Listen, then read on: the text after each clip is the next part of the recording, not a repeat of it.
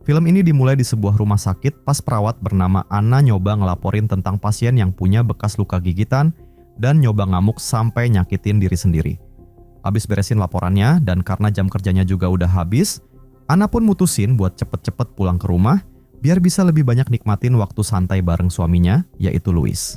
Keesokan harinya, pas mereka masih molor, tiba-tiba muncul seorang bocil dengan luka di wajah dan dia langsung gigit leher Louis sampai terluka parah. Ngeliat itu, Anna nyoba telepon ambulans, tapi Louis tiba-tiba bangun dan nyoba nyerang Anna, bikin dia ketakutan banget sampai harus kabur lewat jendela. Setelah berhasil kabur, Anna juga nyadar kalau di luar sana keadaannya udah kacau banget. Karena dia nggak tahu apa yang sebenarnya terjadi, Anna akhirnya mutusin buat cepet-cepet cabut dari sana pakai mobilnya. Kayaknya kekacauan itu nggak cuma terjadi di komplek perumahannya Anna aja, tapi udah nyebar hampir ke seluruh kota. Tapi sampai sekarang nggak ada yang tahu apa yang sebenarnya terjadi. Di tengah jalan, Anna sempat dihadang sama beberapa orang, termasuk seorang cowok yang nyoba rebut mobilnya, sampai bikin Anna nggak sengaja nabrakin mobilnya. Pas Anna sadar dari pingsan, dia ketemu sama polisi yang namanya Kenneth. Karena Anna nggak tahu harus pergi kemana, dia akhirnya mutusin buat ngikutin Kenneth yang lagi nyari bantuan. Setelah jalan cukup jauh, mereka ketemu sama beberapa orang, yaitu Michael, Andre, dan istrinya Andre yang namanya Luda. Kenneth bilang kalau mereka nggak boleh pergi ke kota karena semua orang di sana udah berubah jadi zombie. Kenneth terus ngajak mereka semua buat sembunyi di dalam mall di dekat situ sambil nunggu bantuan datang buat nyelamatin mereka semua. Pas mereka nyoba ngebobol pintu mall, tiba-tiba mereka diserang sama beberapa zombie. Untungnya mereka berhasil masuk ke dalam mall tepat waktu. Dengan hati-hati, mereka berusaha ngecek keadaan sambil cari tahu apakah di dalam sana ada zombie. Setelah keliling cukup lama, mereka nggak ngelihat ada ancaman dari zombie, jadi mereka mutusin buat jadiin mall itu sebagai benteng pertahanan. Michael dan Andre bilang kalau mereka bakal keliling sekali lagi. Tapi karena Kenneth nggak mau pergi dari sana, Michael akhirnya minta Kenneth buat jaga para cewek aja. Terus pas Andre lagi ngecek pintu, dia nyadar kalau semua pintu mall itu terbuat dari kaca tebal yang nggak bisa ditembus sama zombie begitu aja. Sementara itu, pas Michael lagi ngecek salah satu ruangan, tiba-tiba dia diserang sama zombie. Untungnya, dia berhasil ngalahin zombie itu. Pas Kenneth dengar suara teriakan Michael, tiba-tiba dari arah belakang muncul zombie yang langsung nyerang mereka. Setelah Anna berhasil nembak zombie itu, mereka buru-buru pergi ke lantai atas. Di sana, mereka ketemu sama para security yang nggak ngebolehin mereka masuk. Security itu dipimpin sama cowok yang namanya CJ, dan dia kira Anna dan yang lain udah terinfeksi virus zombie. Tapi setelah berdebat cukup lama, CJ akhirnya ngebolehin mereka masuk, dengan syarat Anna dan yang lain harus nyerahin senjata mereka. Beberapa saat kemudian, pas mereka lagi nonton TV, mereka nyadar kalau kejadian itu nggak cuma terjadi di kota mereka, tapi udah nyebar ke beberapa negara lain di sekitar situ. Selain itu, tentara yang ada di TV juga bilang kalau cara ngalahin zombie adalah dengan nembak kepalanya. Buat penduduk yang masih selamat, mereka disuruh pergi ke tempat yang namanya Fort Pastor, karena di sana tentara udah bangun markas pertahanan buat berlindung dari serangan zombie. Dengerin hal itu, Michael nyoba ngajak CJ buat ngelakuin sesuatu. Setidaknya, mereka harus bikin tanda SOS di atap mall, biar bisa minta bantuan kalau ada pesawat atau helikopter tentara yang lewat. Pas CJ dan anak buahnya turun ke lantai bawah buat ngecek semua pintu, CJ nyadar kalau zombie yang sebelumnya nyerang Kenneth adalah salah satu anak buahnya, jadi dia langsung bunuh zombie itu. Sementara itu, pas Michael dan yang lain lagi bikin tanda SOS, tiba-tiba beberapa zombie mulai ngedeketin mereka. Ternyata zombie-zombie itu menuju ke salah satu toko senjata, di mana ada seorang cowok bernama Andy yang lagi bertahan hidup sendirian dengan nembakin para zombie. Nggak lama kemudian, mereka sempat lihat ada helikopter yang ngarah ke sana, tapi ternyata helikopter itu nggak niat buat nyelamatin mereka. Helikopter itu pelan-pelan mulai pergi menjauh. Pas hari udah malam, CJ yang nggak suka sama keberadaan Michael dan kelompoknya, akhirnya ngurung mereka di sebuah tempat. Hal itu bikin Michael mikir kalau mereka harus segera ngelakuin sesuatu, karena mereka nggak bisa cuma diem aja sambil nunggu bantuan datang. Meski begitu, Andre nggak mau ngajak istrinya terlibat dalam bahaya. Sementara Kenneth nggak peduli sama apa yang mereka lakuin, karena dia cuma pengen pergi ke Fort Pastor buat ketemu keluarganya yang tinggal di sana. Keesokan harinya, CJ bangun dari tidur. Tiba-tiba, semua siaran TV mati total, padahal sebelumnya CJ sempat nonton berita tentang wabah virus zombie yang mulai nyebar ke seluruh dunia. Di sisi lain, Anna bilang ke salah satu anak buah CJ yang namanya Terry kalau toiletnya rusak. Jadi Terry ngebukain pintunya biar Anna dan kelompoknya bisa pergi ke toilet yang ada di tempat lain. Pas lagi di toilet, Andre sempet curhat ke Kenneth kalau dulunya dia cowok nakal. Tapi sekarang dia pengen banget lihat istrinya bisa lahiran dengan selamat, walaupun dia harus lindungin mereka dari serangan zombie. Sementara itu, pas Terry lagi ngamatin CCTV, dia nyadar ada truk yang lagi menuju ke mall. Jadi, Anna dan yang lain rencana buat nyelamatin orang-orang yang ada di dalam truk itu. Tapi CJ malah nolak, karena dia nggak mau ambil risiko demi orang-orang yang nggak dia kenal. Hal itu bikin mereka mulai berdebat. Pas CJ lengah, Michael akhirnya berhasil rebut senjatanya CJ, terus mereka ngurung CJ dan anak buahnya yang namanya Bart di salah satu ruangan. Gak lama kemudian, Anna dan Luda nyoba ngarahin sopir truk buat parkir di tempat yang udah disiapin, di mana Michael dan Andre udah siap buat bantu ngamanin dari serangan zombie. Michael dan Andre segera ngalahin zombie-zombie yang menuju ke arah mereka, dan akhirnya berhasil nyelamatin orang-orang di dalam truk, termasuk seorang wanita yang udah kegigit zombie. Pas udah di dalam mall, Norma dan Steve cerita kalau mereka udah keliling dari satu kota ke kota lain, tapi nggak berhasil nemuin tempat yang aman, sampai akhirnya tiba di mall tersebut. Michael dan Kenneth lalu nanya, apakah mereka udah pergi ke Fort Pastor? Dan Norma sama Steve jawab kalau Fort Pastor bukan tempat yang aman lagi, karena mereka baru aja kabur dari sana, yang sekarang udah dipenuhi ratusan zombie. Dengar perkataan Steve, Kenneth berniat buat pergi ke Fort Pastor sendirian, tapi sayangnya Michael malah menghentikan Kenneth dengan bilang, kalau dia harus bisa relakan keluarganya, karena di mall ini ada orang-orang yang harus mereka lindungi. Pas Kenneth lagi sedih, dia lihat Andy yang coba komunikasi pakai papan tulis. Jadi Kenneth kasih tahu kalau Fort Pastor udah diserang zombie. Sementara itu, pas Anna lagi merawat orang-orang yang terluka, wanita yang udah tergigit itu kelihatannya nggak bisa bertahan lebih lama lagi. Tapi nggak lama kemudian, tiba-tiba wanita itu berubah jadi zombie dan langsung nyerang Anna. Untungnya, Anna berhasil ngalahin dia. Setelah kejadian itu, Anna bilang ke Michael dan yang lain kalau wabah virus zombie ini bisa nyebar lewat gigitan. Dan semakin parah luka yang disebabkan gigitan itu, maka penyebaran virusnya juga jadi semakin cepat. Selain wanita tadi, Frank juga bilang kalau tangannya udah tergigit zombie. Hal itu bikin Michael berencana buat segera membereskan mereka, karena dia nggak mau semua orang di mall ini berubah jadi zombie. Tapi karena putri Frank, Nicole, nggak mau kehilangan ayahnya, Michael pun mutusin buat kasih sedikit waktu supaya Nicole bisa pamitan sama ayahnya dulu.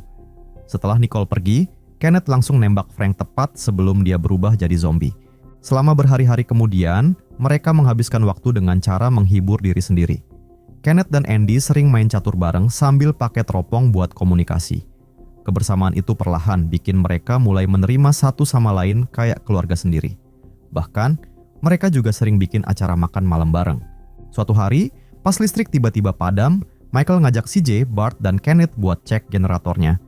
Di tengah perjalanan, mereka nemuin seekor anjing yang berhasil selamat dari wabah zombie. Tapi tanpa mereka sadari, dari belakang tiba-tiba muncul beberapa zombie yang langsung nyerang Bart. Mereka berusaha lawan para zombie itu biar nggak masuk ke dalam mall, dan akhirnya mereka berhasil menghentikan para zombie itu dengan cara membakarnya. Di sisi lain, ternyata Luda sebelumnya sempat tergigit oleh zombie, tapi Andre berusaha menyembunyikan hal itu dari Michael dan yang lain, karena dia nggak mau mereka menghabisi Luda sebelum dia melahirkan. Meski begitu, Luda tampaknya nggak bisa bertahan lebih lama lagi dan akhirnya berubah jadi zombie. Sehingga Andre terpaksa menahannya agar Luda nggak membuat keributan.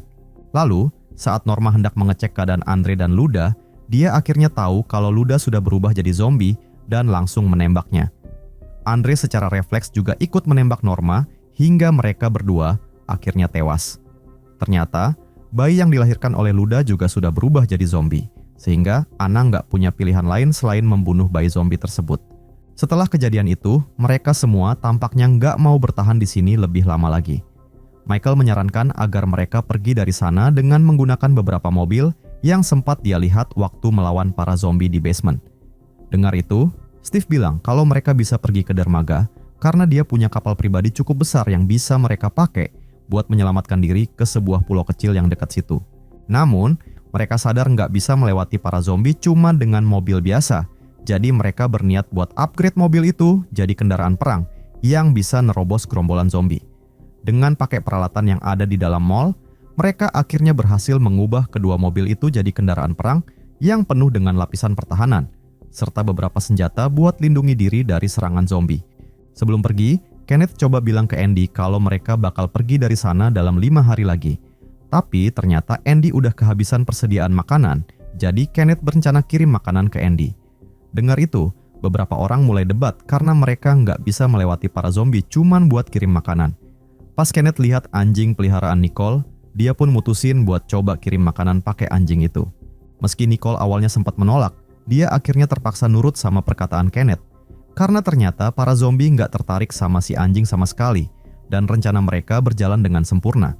Nahasnya, pas Andy masukin anjing tersebut, tiba-tiba beberapa zombie juga ikut masuk ke dalam sana.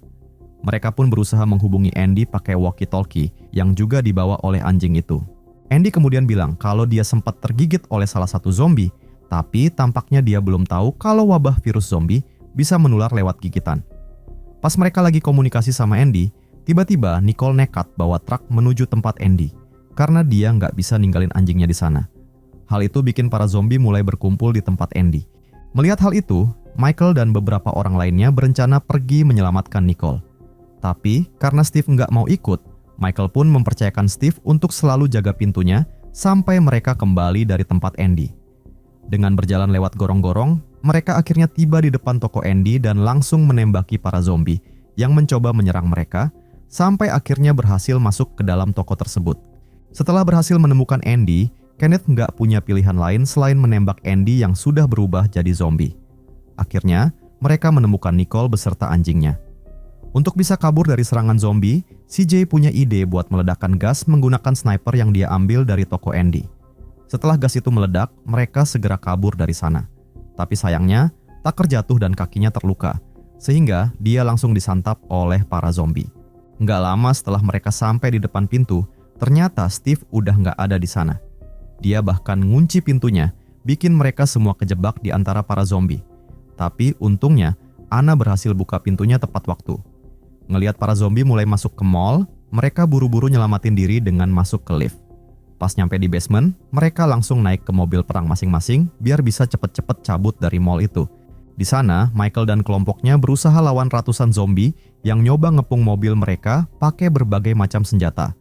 Bahkan CJ juga pakai tabung gas dan diledakin sampai dia berhasil buka jalan buat mereka semua. Di tengah jalan, Kenneth sempat lihat ada zombie yang nyangkut di mobil mereka. Pas dia berusaha ngindarin mobil lain, Kenneth malah bikin mobil mereka kebalik sampai Glenn nggak sengaja nyakitin Monica dan dirinya sendiri pakai gergaji mesin.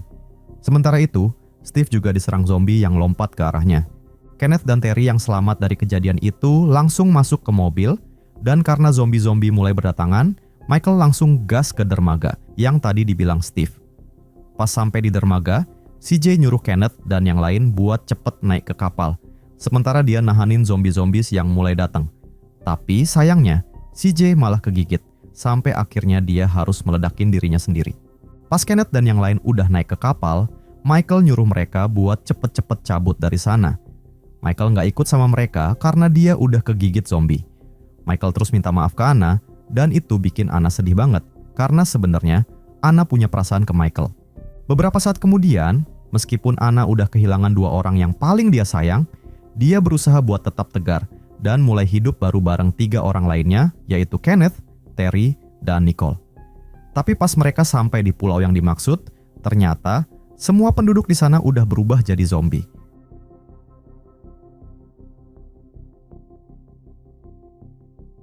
Beberapa bulan lalu, pada pagi hari seperti biasa, seorang nelayan sederhana bernama Gisigu sedang ngurusin ikan tangkapannya. Lagi enak-enak ngebuang isi perut ikan, tiba-tiba dia kaget banget ngelihat ikan yang udah dipotong-potong itu hidup lagi dan mulai gerak-gerak. Gak cuman itu, semua ikan lain yang udah dibersihin juga mulai loncat-loncat gak karuan. Gisigu yang udah jadi nelayan selama lebih dari 60 tahun gak pernah ngelihat kejadian kayak gini. Merasa ada yang gak beres, dia langsung nelpon anaknya, yaitu Trailer, seorang sheriff di daerah situ. Begitu Trailer sampai pakai mobil patrolinya, Gisigu langsung nunjukin bangkai ikan yang masih gerak-gerak aneh itu. Walaupun udah lama jadi sheriff, Trailer tetap aja merinding ngeliatnya. Habis mikir-mikir sebentar, dia kemudian mutusin buat ngambil tindakan, yaitu ngebakar semua hal-hal yang dirasa berbahaya. Pas mau mulai, bagasi mobil patrolinya trailer goyang-goyang sendiri. Trailer langsung parno karena di bagasi ada bangkai anjing yang katanya mati keracunan. Berbekal pengalaman sebagai sheriff, trailer tahu dia harus cepat bertindak. Dia nembakin semua pelurunya ke bagasi, terus bareng bokapnya ngebakar bangkai anjing itu biar bener-bener musnah. Tapi kejadian aneh itu baru permulaan doang. Trailer dapat telepon dari kantor, disuruh balik karena 2 anaknya yang tukang bikin onar sekarang masuk penjara lagi. Hal itu bikin reputasi trailer sebagai sheriff jadi jelek. Kesel banget, trailer langsung menuju ke sel tahanan, siap-siap ngomelin anak-anaknya, tapi yang dia temuin malah lebih ngeri lagi. Salah satu tahanan sedang guling-guling di lantai, kesakitan sambil muntah darah, kayak udah mau mati gitu. Ngelihat orang itu makin parah, trailer langsung buka pintu sel buat ngecek keadaan. Tapi pas mereka deketin, tiba-tiba orang itu ngamuk dan nyerang petugas. Trailer langsung bantuin anak buahnya, tapi anaknya yang pertama, yaitu Joseph, kemudian kena gigit orang itu. Butuh beberapa petugas buat menghentikan orang itu, terus ngurung dia di sel terpisah. Dan walaupun udah babak belur, ternyata orang itu masih berusaha ngelawan kayak orang kesurupan. Gak lama kemudian, istri trailer yaitu Josh langsung bawa Joseph ke rumah sakit tempat dia bekerja. Abis kena gigit seperti itu, pertolongan pertamanya adalah suntik tetanus. Tapi baru juga beres ngurusin Joseph, rumah sakit jadi heboh gara-gara banyak orang yang kena gigit juga, bikin beberapa staf medis lari ketakutan. Mereka nggak sadar kalau virus zombie udah mulai nyebar di kota kecil itu. Nggak tahu kalau keadaan udah kacau balau, trailer lanjut ngurusin kasus rumah tangga biasa, nggak nyadar kalau si ibu rumah tangga itu udah jadi zombie. Begitu lihat trailer, emak-emak itu langsung nyerang dan ngegigit lengannya. Kesakitan, trailer berhasil ngedorong zombie itu dan kabur. Dia lari balik ke mobil patrolinya buat ngambil kotak P3K buat ngobatin lukanya yang berdarah. Tapi nggak lama kemudian, zombie emak-emak itu nyusul, ngedorong suaminya yang masih bingung. Trailer sekarang baru sadar sama bahayanya, dia pun langsung ngehabisin emak-emak zombie itu. Pas lagi nyetir nganterin orang yang luka-luka ke rumah sakit, trailer dapat panggilan radio dari kantor, bilang kalau ada kekerasan di mana-mana di seluruh kota. Josh juga ninggalin pesan darurat, ngasih tahu kalau ada virus zombie yang lagi nyebar di kota kecil mereka itu. Pas lagi nyetir ke tempat janjian, trailer ngelihat ambulans berhenti di jembatan. Ternyata itu istrinya. Kelihatannya Josh abis ngalamin hal yang serem banget, dia langsung ambil pistol trailer dan terus nembak si sopir yang mau bangkit. Mereka kemudian nemuin Joseph kekunci di dalam ambulans dan ternyata dia lagi diserang zombie. Kalang kabut mau nyelamatin anaknya, trailer nembak pintu ambulans sampai kebuka. Nahasnya, zombie yang ditendang Joseph malah jatuh ke atas trailer. Pas lagi berjuang melawan, seorang bapak-bapak bawa gergaji mesin datang tepat waktu buat nolongin. Ternyata itu adalah Gisigu yang datang bantuin bareng timnya. Ngelihat zombie-zombie pada hidup lagi, mereka sadar kalau satu-satunya cara ngatasinnya adalah dibakar. Cuman beberapa hari, seluruh kota udah dikuasain zombie. Baik trailer maupun anaknya udah kena gigit, biasanya orang yang kena gigit pasti jadi zombie juga. Tapi film ini beda. Si penulis naskah bikin plot twist unik. Konsepnya, garis keturunan terpilih. Singkatnya, selama ada keturunan asli Amerika, yaitu suku Indian, mereka bakal kebal sama virus zombie. Suku lain? Kagak seberuntung itu. Jadinya, sebagian besar penduduk kulit putih atau bule di sekitar situ berubah jadi zombie dalam beberapa bulan. Di bawah pimpinan trailer, mereka bikin tempat pengungsian yang isinya kebanyakan orang asli Amerika. Mereka bangun tembok tinggi yang mengelilingi pemukiman mereka, dan banyak pos pemeriksaan di satu-satunya jembatan yang nyambung ke tempat pengungsian itu. Dengan penjaga yang siap siaga dan pengamanan tingkat tinggi, mereka ngejamin keamanan tempat itu. Suatu hari, Joseph balik dari patroli dan bawa beberapa orang selamat, tapi malah jadi masalah. Pas lagi diperiksa, ada seorang bapak yang bawa anaknya yang udah sekarat, nyoba nyembunyiin kondisinya. Anak kedua trailer yaitu Lisol, ngeliat bekas gigitan di leher si cewek, terus langsung nubruk bokapnya. Pas Joseph mau misahin, Lisol justru ngamuk, nuduh Joseph ngebahayain seluruh tempat pengungsian. Lisol terus ngasih pisau ke si bapak dan bilang, kalau mereka mau masuk, maka bapak itu harus ngabisin dulu anaknya yang udah ketularan. Pas suasana makin tegang, trailer datang sama timnya. Setelah ngerti situasinya, dia mutusin buat nampung orang-orang yang belum ketularan. Sementara buat si cewek yang udah ketularan, trailer ngambil keputusan buat ngakhirin penderitaannya dengan cara yang manusiawi. Tapi meskipun mereka udah hati-hati, masih ada satu cewek yang udah ketularan yang lolos masuk tanpa ketahuan karena bekas gigitannya ada di perutnya. Bapak yang kehilangan anaknya tadi kemudian sedih banget, dia mutusin nembak dirinya sendiri di toilet dan terus jadi zombie. Tapi untungnya langsung ditangani sama Trailer. Keputusan Trailer nerima orang-orang yang selamat itu bikin Lysol gondok. Baginya, ngasih tempat buat orang yang bukan asli Amerika itu bahaya banget. Kalau ada orang kulit putih yang ketularan dan masuk ke tempat pengungsian, bisa jadi ancaman besar buat keselamatan mereka semua. Walaupun orang asli Amerika kebal sama virusnya, zombie-zombie itu tetap aja bisa bunuh mereka kalau nyerang. Lysol mikir kalau ini kesempatan emas buat orang asli Amerika bikin pemukiman yang aman cuman buat mereka sendiri. Pendapat Lysol ini dapat dukungan banyak banget dari anggota suku yang merasa mereka pemilik sah tanah Amerika. Tapi beda sama Lysol yang radikal, Trailer lebih moderat. Dia percaya kalau penderitaan orang asli Amerika udah lewat, sekarang waktunya buat bersatu dengan siapapun yang selamat dari bencana ini dan ngehadapin bareng-bareng. Bapak dan anak ini akhirnya pisah jalan dengan gak baik-baik, bikin perpecahan yang nantinya bakal ngancam keselamatan tempat pengungsian mereka. Waktu Trailer dan timnya lagi cari-cari persediaan, Lysol yang masih dendam sama orang-orang kulit putih yang selamat itu mutusin buat enak-enak sama si cewek yang mereka tampung tadi. Nahasnya, tindakan dia malah bikin runyam keadaan. Pas Joseph datang karena dengar keributan, dia ngeliat kalau cewek itu gigit batang Lysol ampe putus. Lysol selamat dari serangan itu, tapi hari-harinya yang bahagia udah berakhir. Dia nyalahin Joseph atas semuanya, berpikir kalau Joseph gak bawa orang-orang itu ke sini, dia gak bakal kena musibah kayak gini. Pas lagi berantem hebat, Lysol kemudian nusuk Joseph. Gak cukup sampai situ, Lysol yang sekarang udah gelap mata kemudian ngurung si cewek tadi dan Joseph di dalam tempat pengungsian. Dia berencana buat ngebunuh semua orang kulit putih yang selamat di dalam situ. Beberapa saat kemudian Joseph berhasil membebaskan diri dan dia langsung nyari nyokapnya buat ngasih peringatan. Tapi semuanya udah telat. Suara zombie udah kedengeran di mana-mana, pertanda tempat pengungsian mereka udah gak aman lagi. Pas lagi rusuh-rusuhnya, ada satu orang yang mau pergi, padahal dia udah diperingatin. Dan baru aja dia keluar, langsung terdengar suara jeritan. Di saat yang sama, Trailer dan timnya akhirnya balik. Ngelihat gerbang gak dijaga, dia langsung tahu kalau ada yang gak beres. Dia ngehubungin Josh lewat walkie-talkie, terus ngasih tahu keadaan di dalam udah gawat banget. Meskipun bahaya banget, Trailer tetap mutusin buat nyelamatin keluarganya. Mereka bikin rencana pengalihan, pakai musik dari mobil buat mancing gerombolan zombie yang menggila, biar yang lain bisa menyelinap masuk ke tempat pengungsian. Untungnya mereka datang pas banget, soalnya Joseph dan Josh udah susah payah nahan pintu biar nggak kebuka. Gisigu yang tetap tenang walaupun genting, kemudian motong tangan zombie sampai akhirnya berhasil nutup pintu. Sekarang bukan waktunya saling menyalahkan, yang penting mereka harus kabur dulu. Tapi saking banyaknya yang kudu dievakuasi, prosesnya jadi lambat banget. Pas lagi tertatih-tatih ke arah mobil, gerombolan zombie yang banyak banget kemudian ngedorong pintu sampai jebol. Trailer langsung nembakin, tapi suara tembakannya malah narik lebih banyak zombie. Gisigu yang lagi ngatur evakuasi berteriak nyuruh mobil-mobil pada jalan. Keadaan Trailer makin gawat dari menit ke menit. Buat lindungin istri dan anaknya, dia berdiri paling depan, tapi nggak lama kemudian, dia pun kewalahan melawan gerombolan zombie itu.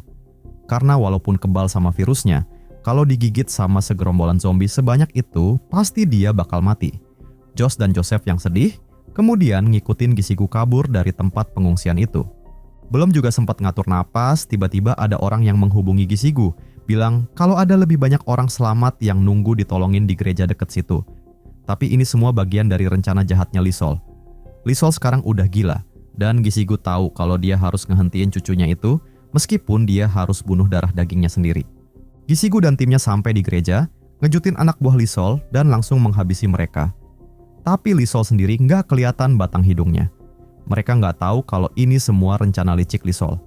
Di mana target aslinya itu adalah istrinya Joseph, yaitu Charlie, yang dia salahin karena bawa orang-orang kulit putih ke komunitas mereka.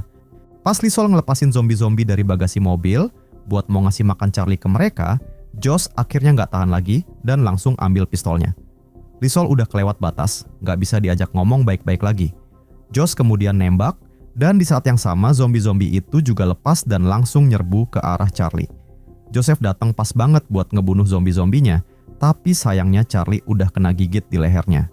Berhadapan sama Lysol yang udah gila, Joseph yang emosi kemudian langsung nusuk dia. Gisigu yang sedih banget kemudian nembakin beberapa kali ke atas langit. Suara tembakan itu pun mancing gerombolan zombie dan nasib Lysol pun akhirnya tamat. Akhirnya, pas orang-orang yang selamat naik perahu kecil buat kabur ke tanah kelahiran mereka, Gisigo justru milih buat stay di situ. Dengan kematian anaknya, dia ngerasa udah kayak pohon tua, dia mutusin gak ikut mereka. Abis pamitan dengan orang-orang yang dia sayang, Gisigo ngeluarin pedangnya dan langsung nyerang gerombolan zombie, sampai akhirnya dia dimakan sama zombie-zombie itu. Sementara itu di atas kapal, Charlie kemudian ngelahirin bayi perempuan. Meskipun dia orang kulit putih dan gak kebal sama virusnya, tapi kayaknya anaknya mewarisi ketahanan virus dari Joseph. Dan ini menjadi harapan baru buat mereka. Dan karena Charlie juga udah tergigit zombie, Joseph pun terpaksa mengakhiri penderitaan istrinya itu.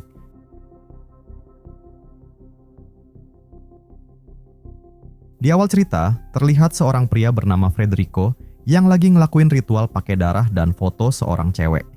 Beberapa saat kemudian, muncul cowok namanya Warren, dan dia langsung potong-potong bagian tubuh Federico pakai gergaji. Darah muncrat kemana-mana sampai kena sofa. Beberapa saat kemudian, 3 orang masuk garasi dan nemu sofa yang sama. Ada catatan yang tulisannya Francesca. Itu adalah nama cewek yang fotonya udah diritualin tadi. Francesca adalah seorang penari di klub malam. Pas lagi perform, tiba-tiba muncullah 2 detektif, yaitu Gravy dan Grape, yang ditugasin buat nyelidikin kasus kematiannya Federico. Detektif ini mulai ngorek info dari Francesca dan sahabatnya yaitu Maxi tentang Federico yang ternyata adalah teman mereka. Maxi bilang kalau Federico terobsesi sama Francesca, sampai Francesca pernah ngajuin surat perintah penahanan 2 tahun lalu. Gak lama kemudian, Francesca cabut dari situ karena dia nunggu kiriman sofa ke rumahnya. Tapi ternyata sofa yang nyampe adalah sofa tadi. Dia nggak tahu kalau sofa itu punya sejarah kelam. Sementara itu, sofa yang dipesan Francesca malah salah kirim ke toko mebel antik punya Jack, yaitu kakeknya Maxi. Tapi Jack nggak ngenalin sofa itu. Jadi si kurir nelpon nomor yang ada di catatan buat nemuin alamat yang benar. Di saat bersamaan, Jack ngerasa ada yang aneh sama sofa itu. Begitu dia pegang, tiba-tiba dia ngelihat penampakan cewek yang sedang lari di hutan. Tiba-tiba dia ambruk. Tapi untungnya si kurir bisa nolongin dia. Abis itu, Maxi nganter Francesca pulang, tapi mereka ketemu cowoknya Francesca, yaitu TJ yang lagi duduk di sofa. Maxi kayaknya nggak suka sama cowok itu. Dia nganggap TJ itu homo, tapi Francesca nggak peduli. Pas TJ lagi ngangkut sofanya ke atas, Francesca kelihatan sedih banget gara-gara kematian Federico. Dia minta TJ buat nemenin dia malam ini, tapi TJ bilang udah ada acara lain. Malamnya, pas lagi makan malam, Jack kepikiran terus dengan kejadian tadi siang.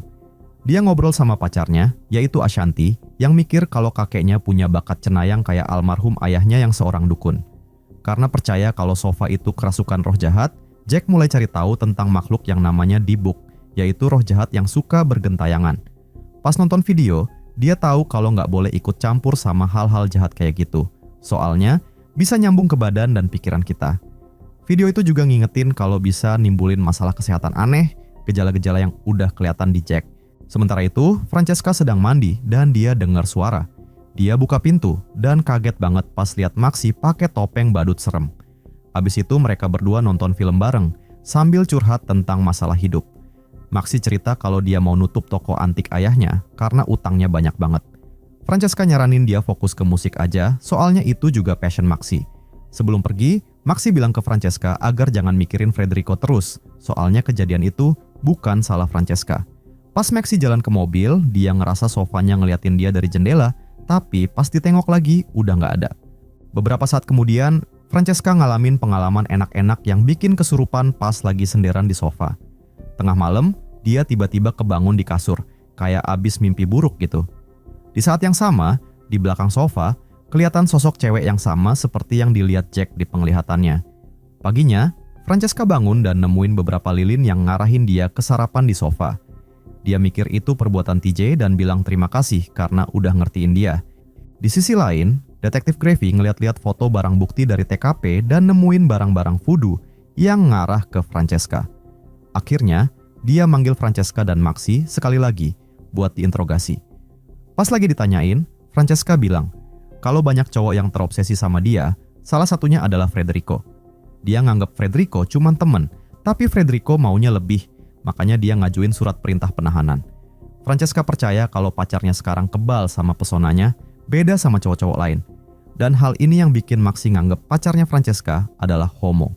Sementara itu di rumah, TJ lagi masak-masak tapi tiba-tiba sofanya gerak sendiri. Sofa itu meluncur ke depan dan nusuk kaki TJ, bikin dia kesakitan banget. Karena panik, dia langsung nelpon Francesca, terus Francesca langsung bergegas pulang bareng detektif-detektif itu. Pas sampai rumah, mereka lihat ruangannya penuh asap dan TJ udah terkapar di bak mandi, darahnya banyak banget. Setelah kejadian itu, TJ yang sekarang percaya kalau sofanya kerasukan setan, milih nginep di rumah nyokapnya yang gak jauh dari situ. Tapi tetap aja, sofanya ngikutin dia mulu. Malamnya, TJ dengar suara ketukan di jendela. Pas diintip, dia kaget banget ngelihat sofanya udah ada di luar. Dia buru-buru mau nutup jendela, tapi sofanya ngehalangin dan dobrak masuk ke kamarnya. TJ teriak-teriak minta tolong, tapi suaranya gak kedengeran, soalnya nyokapnya lagi pakai headphone.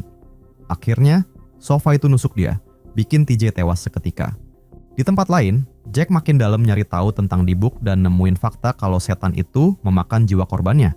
Habis itu, Jack dan pacarnya ngelakuin ritual, biar Jack bisa ngerasain lagi penglihatannya, tapi kali ini lebih detail. Pas lagi flashback ke masa lalu, dia ngelihat seorang cewek yang gorok lehernya sendiri di depan cewek lain, sementara ada cowok yang teriak-teriak dari kejauhan. Begitu Jack sadar, dia cerita semuanya ke pacarnya. Mereka kemudian bertekad buat nemuin sofanya, karena siapapun yang punya sofa itu bakal dalam bahaya besar. Balik lagi ke Francesca, dia bangun di sofa dan nemuin celana dalamnya di lantai. Pas mau ambil, dia ngelihat bayangan cowok di pintu yang tiba-tiba hilang. Dia pelan-pelan ngecek pintu dan jendela, tapi nggak ada siapa-siapa. Tiba-tiba, dia bangun di kasur dan ternyata itu cuma mimpi doang. Dia kemudian dengar suara dengungan dan turun dari kasur buat ngecek. Pas lagi celingukan, tiba-tiba sofanya gerak sendiri. Francesca pun langsung kaget setengah mati. Buru-buru dia nelpon Maxi buat datang ke rumahnya. Ngerasa ada yang gak beres, Maxi langsung tancap gas ke rumah Francesca dan nemuin dia lagi duduk di depan pintu. Francesca kelihatan kacau banget, Maxi langsung bawa dia nginep di rumahnya, sementara sofanya ngeliatin aja pas mereka pergi.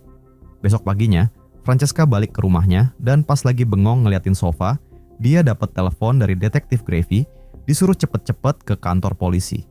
Pas mau cabut, dia ketemu sepupunya Maxi, yaitu Ralph, salah satu cowok yang terobsesi sama Francesca juga. Seperti biasa, Francesca nolak dia dan langsung pergi ke kantor polisi. Ralph yang kesel setelah ditolak, langsung aja nyelonong masuk ke rumah Francesca dan masang kamera di mana-mana. Sofanya ngeliatin aja semua kelakuan dia. Ralph terus masuk ke kamar Francesca dan mulai ngelakuin hal-hal aneh. Gak lama kemudian, sofanya meluncur dan ngehantam kepala Ralph pakai setrika, bikin dia tewas seketika. Di kantor polisi, Francesca kaget banget dengar berita kalau cowoknya udah meninggal. Detektif Gravy curiga kalau kejadian ini ada hubungannya dengan kasusnya Federico. Terus dia kasih Francesca daftar tersangka. Francesca nunjuk Ralph yang memiliki kemungkinan besar sebagai pelaku, padahal dia nggak tahu kalau Ralph sekarang udah mati. Gravy juga dapat hasil lab forensik. Ternyata Warren, cowok yang punya catatan kriminal, terlibat dalam kasus ini juga. Di sisi lain, Jack nemuin fakta kalau sofa itu dikirim ke Francesca. Ashanti kemudian bilang kalau dia adalah sahabatnya Maxi. Gak pakai lama, mereka buru-buru manggil Maxi pulang, terus ngasih tahu kalau sofanya kerasukan setan, bilang kalau temennya lagi dalam bahaya. Dapat info ini, Maxi langsung cabut ke rumah Francesca buat ngecek sofa itu. Pas masuk, dia justru lihat mayatnya Ralph lagi diseret. Pas dilihat lebih deket, dia kaget banget ngelihat sofanya ngelempar mayat itu dari balkon. Maxi berusaha mundur pelan-pelan, tapi nggak sengaja ngeluarin suara. Sofanya langsung sadar kalau dia ada di situ. Panik banget, Maxi ngunci diri di kamar mandi, tapi nggak sengaja ngejatuhin kunci mobilnya. Sofanya berusaha nerobos, Maxi manjat keluar jendela, tapi dia malah keselip dan pingsan di tempat sampah. Walaupun lagi di tempatnya Maxi, Francesca masih bisa dengar suara bisikan dari wastafel dapur. Tapi belum sempat ngecek, tiba-tiba muncul detektif-detektif itu yang datang buat mastiin keadaannya.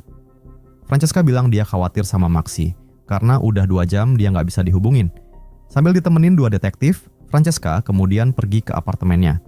Pas itu juga, dia lihat kunci Maxi di lantai, mereka coba nelpon lagi, dan kali ini dengar suara dering dari bawah. Detektif-detektif itu langsung nyari-nyari tempat sampah, tapi mereka malah nemuin mayatnya Ralph. Di saat yang sama, Francesca dengar sofanya bisikin nama Valerie, bikin dia merinding banget. Dia langsung naik mobil Maxi dan langsung cabut. Habis itu, Francesca ditelepon Jack dan ketemuan sama dia. Di situ, Jack kemudian cerita tentang Dibuk. Francesca bingung sama yang namanya Valerie. Sementara Jack jadi inget pasangan dari tahun 1800-an, yaitu Gerard dan Valerie yang suka main ilmu hitam. Mereka terus nyari sejarah dan nemuin fakta kalau Valerie ngelakuin hal gila di depan Mary, yang ternyata adalah buyutnya Francesca. Kata Jack, Valerie punya kemampuan bikin orang terobsesi sama dia, sama persis kayak yang Francesca alamin. Mereka juga sadar kalau Francesca kerasukan rohnya Valerie dan roh itu kebangun gara-gara ada Gerard yang sekarang nempatin sofanya. Jack punya teori kalau ilmu hitamnya Federico ngebuka portal yang bikin rohnya Gerard bisa merasuki sofa itu. Dua roh ini sekarang lagi nyoba nyatu, tapi Jack gak yakin gimana caranya. Soalnya di book butuh inang manusia buat nyatuin diri, sementara Federico udah mati. Jack terus bikin rencana, yaitu masukin dua roh jahat ini ke dalam kotak khusus dan terus dibakar. Dia mulai ngerjain alatnya, tapi nggak lama kemudian, dia justru kena serangan jantung. Habis itu, Francesca ngelanjutin rencananya, sementara Ashanti nelpon ambulans. Di tempat lain, Detektif Gravy menginterogasi Warren, yang ngaku kalau Federico minta dia motong kakinya biar muat masuk ke sofa. Di saat yang sama, Detektif Grape ada di rumah Ralph, dan dia nemuin rekaman kamera dari apartemen Francesca. Dia nonton salah satu videonya dan kaget banget pas ngeliat sofanya gerak sendiri. Sadar ada yang gak beres sama sofa itu, dia langsung cabut ke rumah Francesca setelah ngasih tahu Gravy. Sementara itu, Francesca udah sampai rumah sambil bawa kotak di book. Dia terus teriak, nyuruh sofanya masuk kotak, tapi sofanya nolak. Dia kemudian coba bakar sofanya, tapi apinya mati mulu. Gak lama kemudian, sofanya berdiri dan jalan ke arah dia. Tapi belum sempat ngapa-ngapain, Gravy kemudian datang dan langsung nembakin sofanya, dan ternyata Federico ada di dalamnya. Francesca yang bingung banget kemudian langsung lari ke kamar mandi buat minum obat penenang. Tapi tiba-tiba, rohnya Valerie nyergap dia dari lemari dan ngerasukin badannya. Gak lama kemudian, Maxi yang luka-luka kemudian keluar dari tempat sampah dan naik ke atas. Francesca langsung meluk dia dan bilang kalau semuanya udah beres. Tapi terlihat senyum jahat di wajahnya lewat cermin, nunjukin kalau dia udah kerasukan setan. Beberapa hari kemudian, Detektif Grape ditelepon dari kamar mayat, dibilangin kalau mayatnya Federico udah membusuk minimal 2 minggu. Merasa ada yang aneh, dia langsung cus ke apartemen Francesca. Sementara itu, Maxi baca-baca riset Jack dan nemuin fakta kalau di book bisa pakai mayat manusia buat nyimpen jiwa setelah mati. Kalau mayatnya nggak bisa dipakai, jiwanya bisa pindah ke benda terdekat sampai nemu inang baru. Sementara itu, Gravy sedang di apartemen Francesca sambil minum teh yang rasanya aneh. Gak lama kemudian, dia ambruk dan tubuhnya kerasukan rohnya Gerard. Detektif Grape datang pas banget ngelihat proses pemindahan jiwa selesai. Habis itu, Gravy yang udah kerasukan kemudian bangkit dan ngebunuh Grape sebelum pergi sama Francesca. Akhirnya, rohnya Gerard dan Valerie berhasil nyatu juga. Maxi ngelihat semua ini dari luar, terus nyelonong masuk ke apartemen setelah mereka pergi. Dia mau nelpon polisi buat minta tolong, tapi dia kemudian ngelihat sofanya gerak sendiri. Begitu ngelihat mata kancing sofanya, dia ngelihat bayangan Francesca yang jatuh.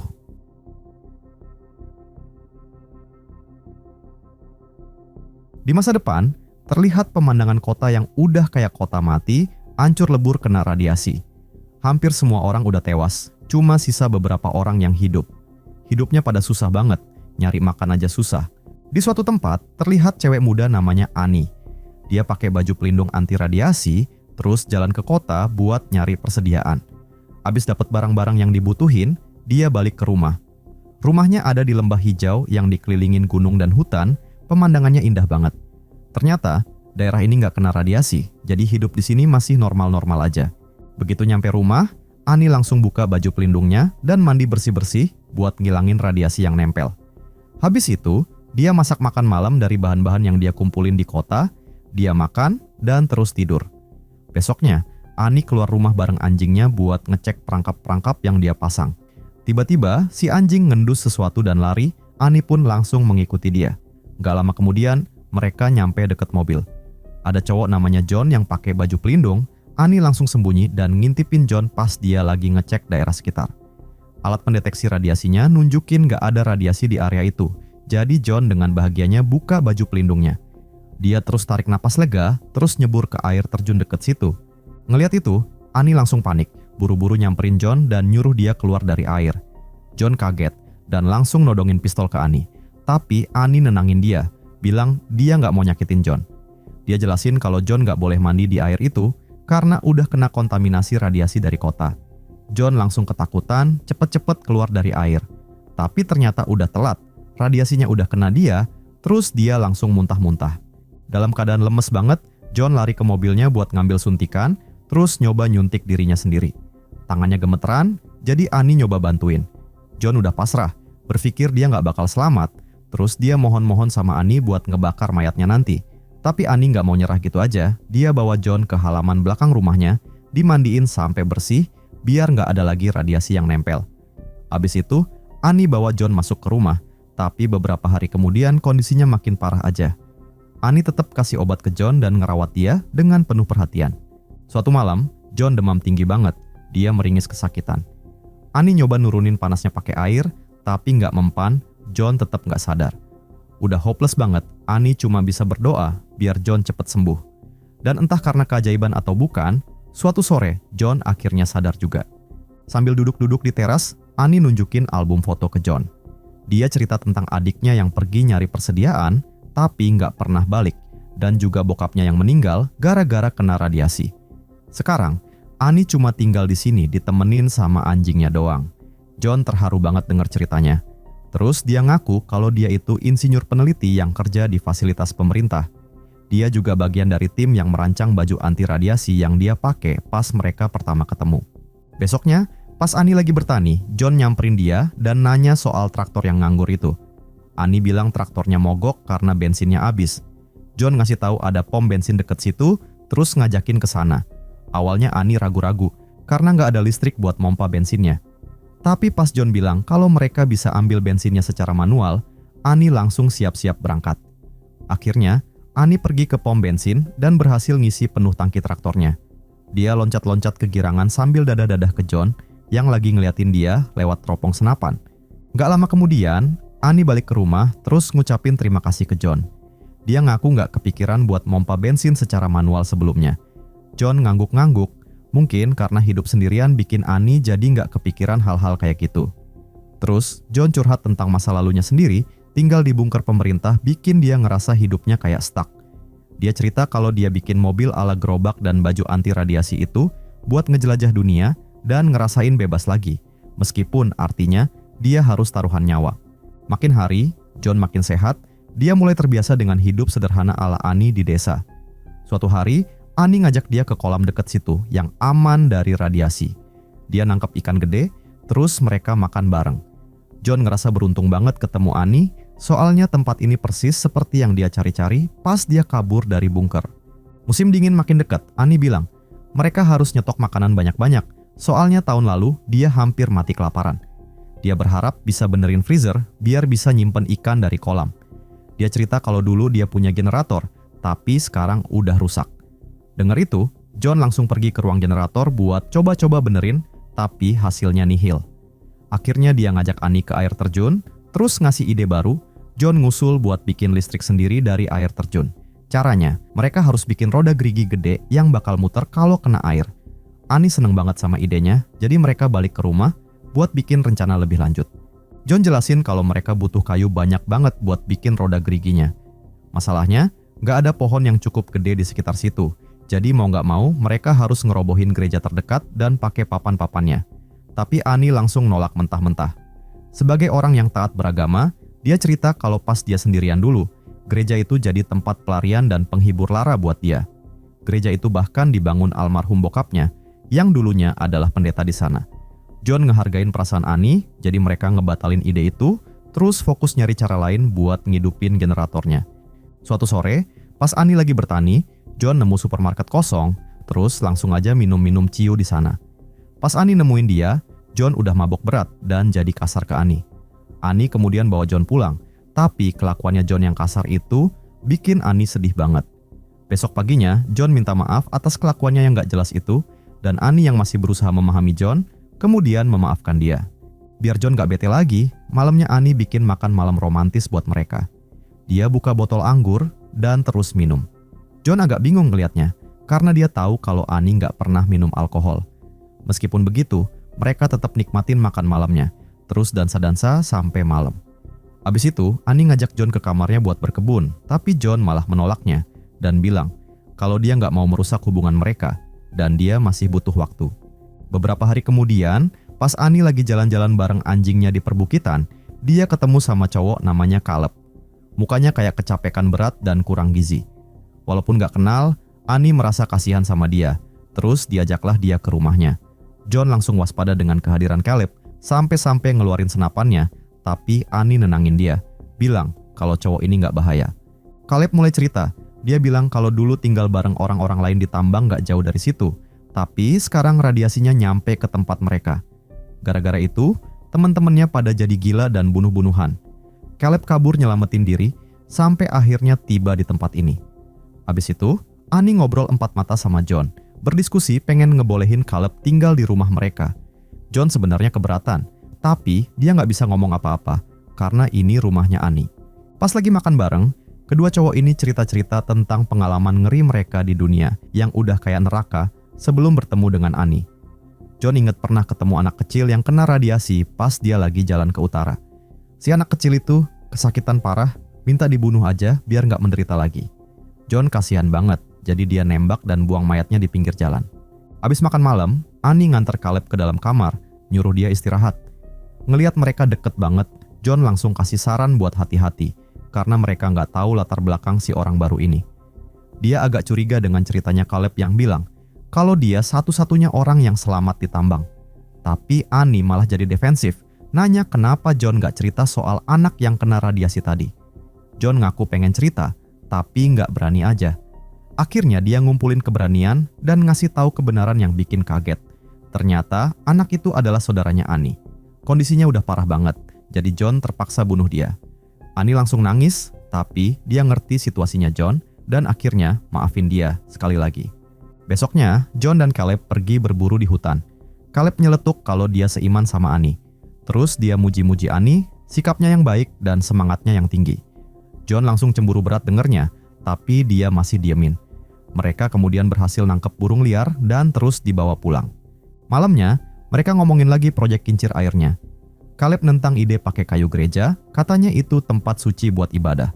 Tapi tiba-tiba Ani malah berubah pikiran, bilang mereka harus pakai kayu gereja itu. Dia bilang kalau mungkin Tuhan pengen mereka bikin listrik, soalnya itu satu-satunya cara mereka bisa selamat dari musim dingin. Besoknya, mereka langsung kerja keras ngebongkar gereja. Tapi terlihat Ani dan Caleb makin deket aja selama kerja, bikin John makin panas hati. Akhirnya, John ngajak Ani ngobrol berdua, terus ngungkapin perasaannya. Dia juga bilang kalau dia ngehargain pilihan Ani dan Ani berhak buat hidup sesuai keinginannya. Entah itu hidup sama John atau sama orang lain. Ani jadi galau dengernya, terus pergi gitu aja tanpa ngomong apa-apa. Besoknya, proses pembuatan kincir airnya berjalan lancar. Buat ngerayain, mereka makan malam romantis pakai lilin di dekat kolam. Terus mereka nyoba main game, Caleb ngelempar botol ke air, terus Ani dan John lomba nyariin. John ternyata payah banget berenangnya, jadi dia langsung nyerah. Kalau Ani, dia nemu botolnya, tapi malah lepas dari genggamannya. Caleb kagum sama skillnya Ani, jadi dia nawarin buat bantuin Ani ngambil botolnya. Mereka berdua nyebur ke air, John ngeliatin mereka dengan tatapan cemburu. Begitu Ani muncul lagi, John langsung bilang kalau dia siap nikah sama Ani. Ani kaget banget dengernya, tapi kelihatannya senang juga.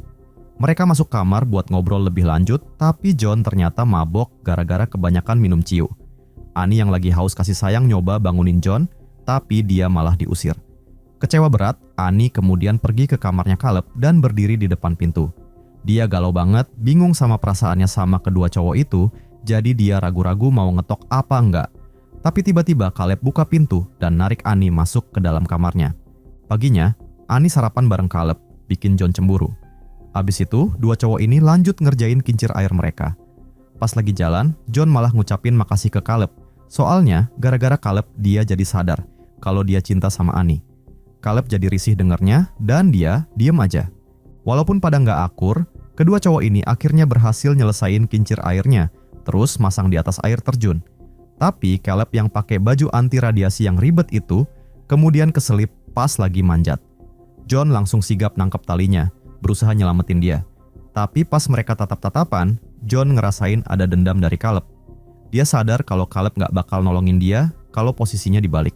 Beberapa saat kemudian, John pulang ke rumah sendirian, terus Ani langsung mengaku kalau dia bikin kesalahan semalam karena udah mabok berat. John maafin dia, bilang dia ngerti kalau Ani lagi putus asa. Terus dia bilang kalau Caleb tiba-tiba pergi nyari pemukiman lain. Tapi Annie jadi curiga, dia keluar buat lihat-lihat sekitar. Pas gak nemuin siapa-siapa, dia mikir jangan-jangan ada yang disembunyiin John. Beberapa hari berikutnya, Annie jadi sedih dan galau, mikirin apa yang sebenarnya dilakuin John. Suatu sore, kabel-kabel udah disambungin John ke generator yang sekarang dapat tenaga dari kincir airnya. Dan akhirnya listrik di rumah nyala lagi, bikin Annie seneng banget. Besoknya, dia ke gudang dan dia ngeliat piano yang dulu ada di gereja. Ternyata John udah bawa piano itu setelah mereka ngerubuhin gerejanya. Annie mulai main piano, larut banget sama musiknya. Gak lama kemudian, John nyamperin, terus ngeliatin Annie dengan muka penuh rasa bersalah. Dia sadar kalau Annie udah tahu semuanya, fakta bahwa dia udah ngebunuh Caleb, dan kepercayaan Annie kini udah hancur berkeping-keping. Annie terus main piano, ngeluarin semua rasa kesedihan dan kekecewaannya. John cuma bisa diam dengerin, dia bisa ngerasain emosi Annie dari lantunan piano yang dimainkannya.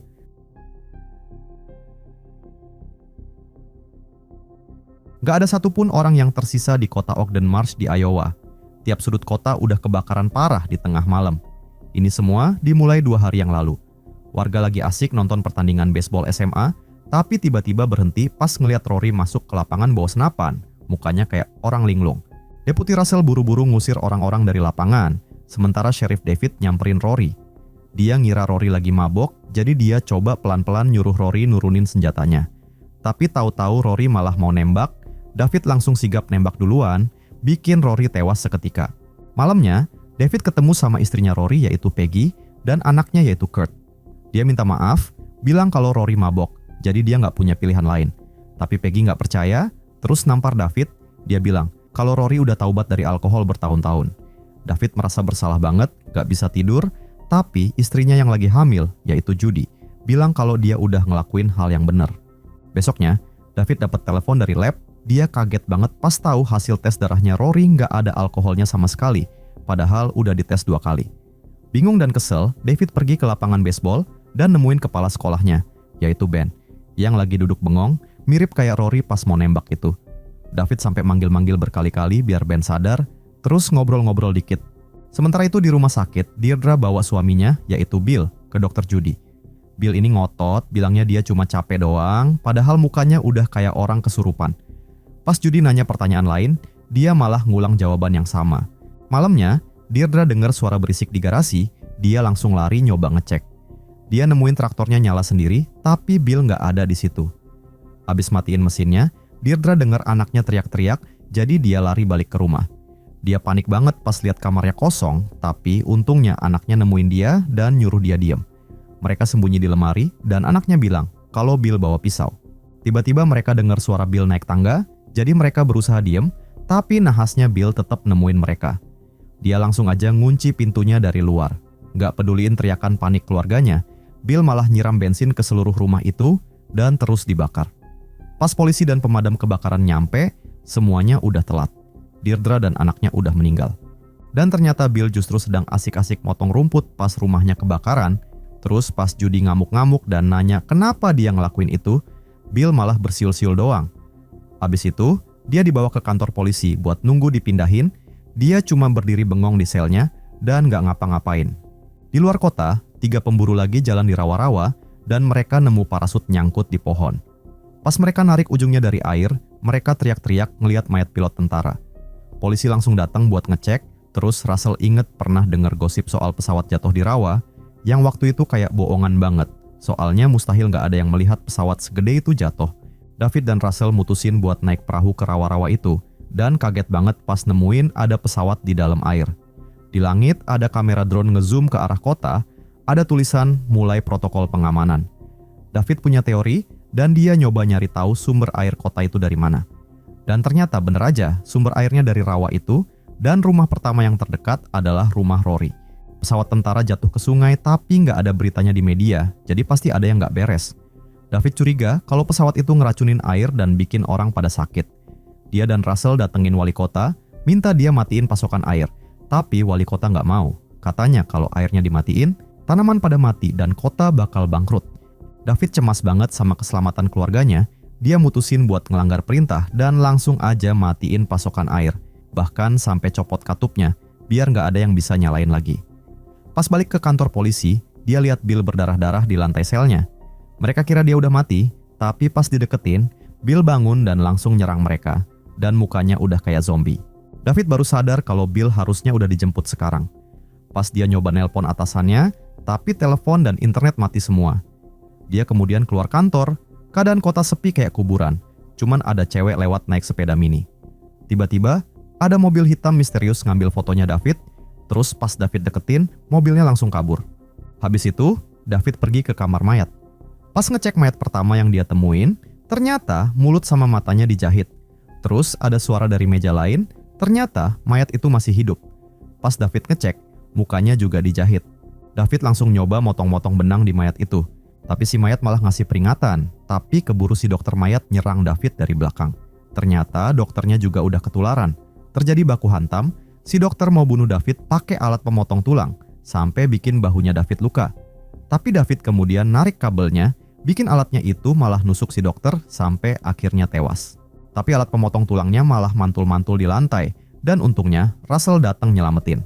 Abis itu, David pulang dan nyoba ngebujuk istrinya buat ngungsi ke rumah orang tuanya, tapi Judy menolaknya.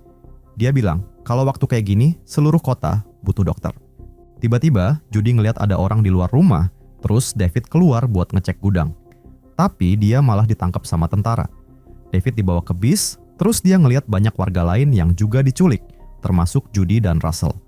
Bisnya bawa mereka ke kamp militer yang dibikin di sekolah, dan orang-orang ditahan di balik pagar. Mereka dibawa masuk ke tenda-tenda buat dicek radioaktif dan suhu badannya. Siapapun yang hasilnya jelek, langsung dipisahin dari keluarganya, meskipun itu cuma anak-anak. Nahasnya, suhu badan Judy tinggi banget, jadi para tentara bawa dia pergi. David langsung marah dan nyoba ngelawan, tapi dia gampang banget dikalahin sampai pingsan. Judy diikat di tandu dan dibawa ke dalam, dia ngeliat banyak banget tentara pakai masker, warga pada kesakitan, dan noda darah di mana-mana. Dia jerit-jerit pas tentara mau nenangin dia. Pas bangun, dia udah ada di ruangan bareng banyak orang yang diikat di tandu, terus dia dengar suara-suara brutal dari luar. Tiba-tiba ada mobil nabrak pagar camp. Orang-orang pada kabur, tentara nyoba ngehalangin, tapi malah terjadi kerusuhan, dan orang-orang yang terinfeksi berhasil nerobos area penampungan. Tentara dan dokter pada kewalahan, mereka kabur pakai helikopter, ninggalin pasien-pasien yang masih diikat di tandu. Sementara itu, David pas sadar udah ada di dalam truk yang bawa dia ke camp lain. Di sana semua orang dikasih gelang tanda kalau mereka nggak kena infeksi. Katanya yang sehat bakal dievakuasi, tapi David ngotot gak mau pergi tanpa Judy. Tetangganya bilang kalau kotanya udah diblokir, bahkan blokade di tiap jalan tol berani nembakin keluarga yang coba kabur, tapi David malah nyebut tetangganya pengecut. Gak lama kemudian, David berhasil balik ke kantor polisi, tapi dia nemuin Bill udah mati di lantai. Dia nemu pistolnya Bill, dan siap siaga pas dengar suara. Untungnya itu cuma Russell. Mereka berdua langsung sembunyi pas dengar mobil hitam tadi lewat di luar. David jelasin kalau Judy cuma demam karena lagi hamil, jadi Russell setuju buat bantuin dia nyelamatin Judy. Balik lagi ke Judy, dia lihat ada temennya yaitu Becca, yang ditandu deket dia. Pas lagi asik ngobrol, tiba-tiba ada suara aneh dan bayangan gerak-gerak. Ternyata itu Ben, rambutnya acak-acakan sambil bawa garpu tani.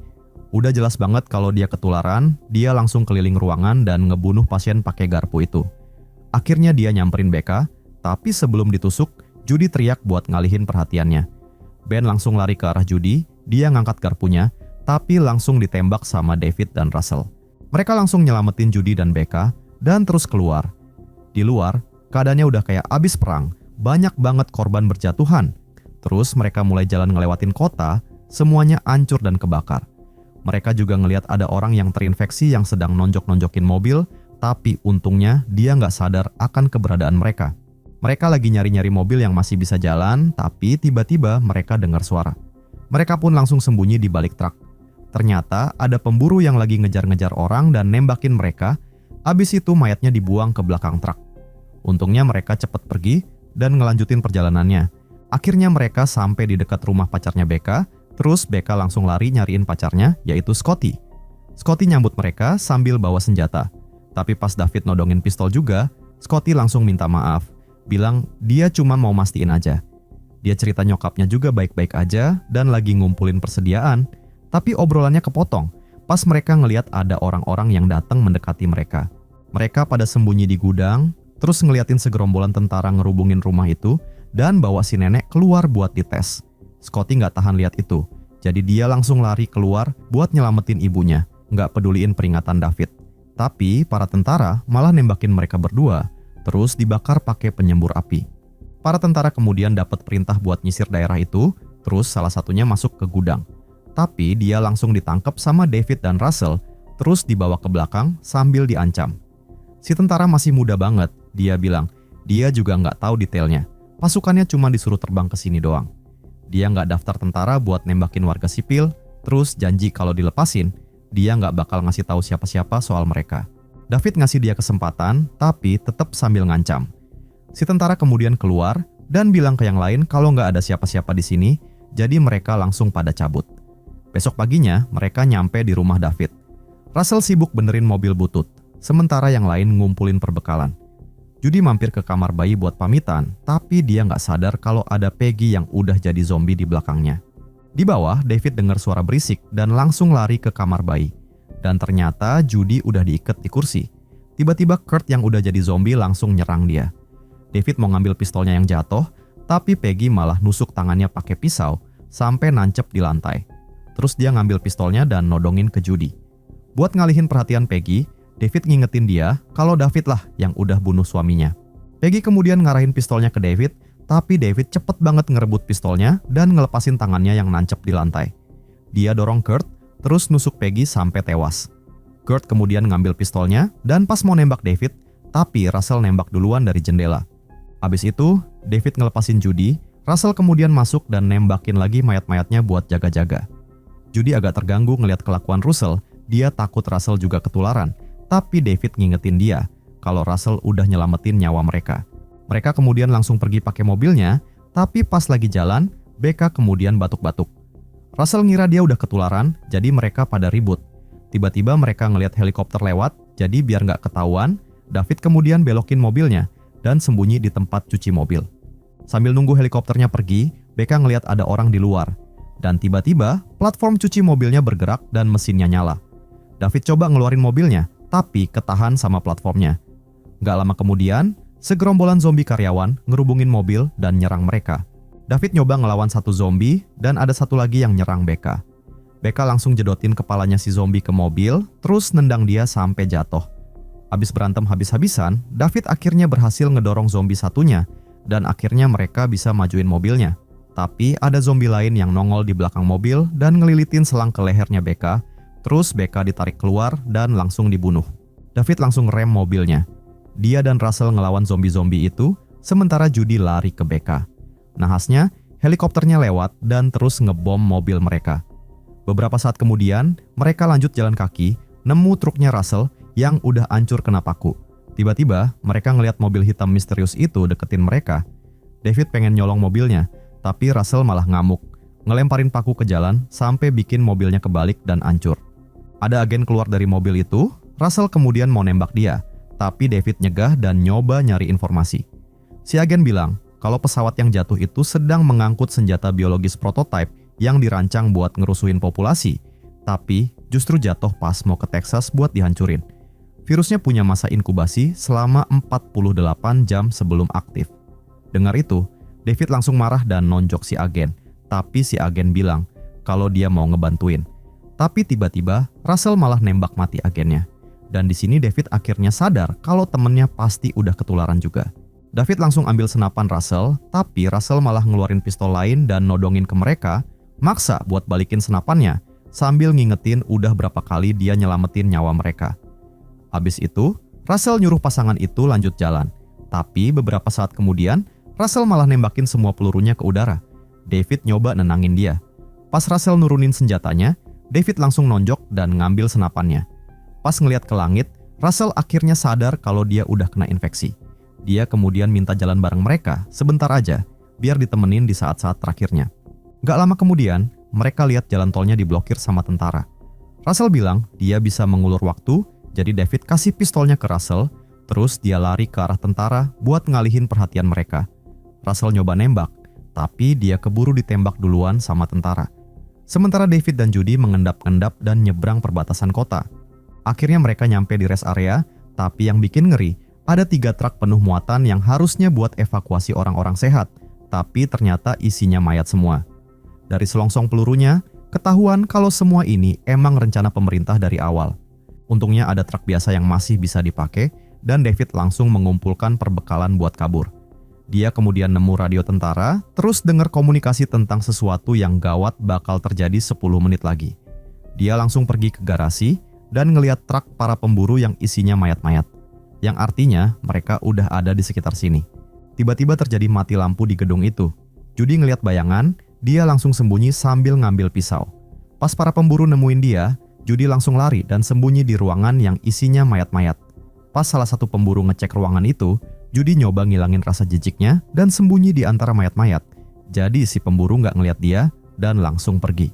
Judy ngedeketin pintu dan hampir aja teriak pas ada yang nyentuh dia. Untungnya itu cuma David. Mereka berdua langsung lari ke truk dan pas pintunya dibuka, tiba-tiba ada mayat yang jatuh. Mereka langsung masuk ke dalam, tapi ternyata nggak ada satupun kunci yang diambil David dari kantor yang bisa dipakai. Jadi dia harus ngecek mayat yang jatuh tadi buat nyari kuncinya. David akhirnya nemu kuncinya, tapi belum sempat ngapa-ngapain. Salah satu pemburu kemudian nangkep kakinya David dan nyeret dia buat berantem. Pemburu yang satu lagi nyoba masuk ke truk, tapi Judy langsung nembak dia sampai mati. Abis baku hantam sebentar, David berhasil nyiram si pemburu pakai bensin, terus dibakar pakai koreknya.